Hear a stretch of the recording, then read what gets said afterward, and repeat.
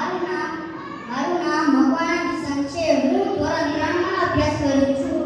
આજે હું તમને ગુરુજી અને તેના 3 શિષ્યની વાર્તા કહીશ. એક જંગલ હતું. તેમાં એક ગુરુજી અને તેના 3 શિષ્યો રહેતા હતા. ગુરુજી તેમને શિક્ષણ આપતા હતા અને જીવનનો પાઠ ભણાવતા હતા.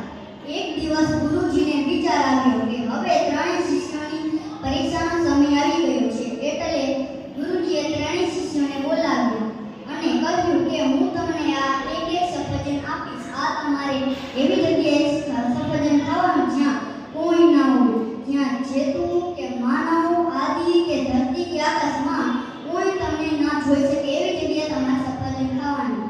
પછી ગુરુજી બોલ્યા, મેં જે રીતે કીધું તેમ પાલન કરો. પછી એક દિવસ વીત્યો એટલે ગુરુજીએ 3 શિષ્યોને બોલાવ્યા અને કહ્યું કે મેં તમને સફરજન તમે ક્યાં ખાધું?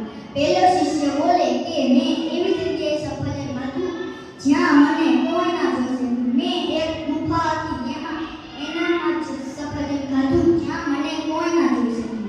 પછી બીજો શિષ્ય બોલે કે મેં એક ધૂંધેર ઝાડ હતું તેની ઉપર ચડીને સફરજન ખાધું. પછી ત્રીજા શિષ્યના હાથમાં સફરજન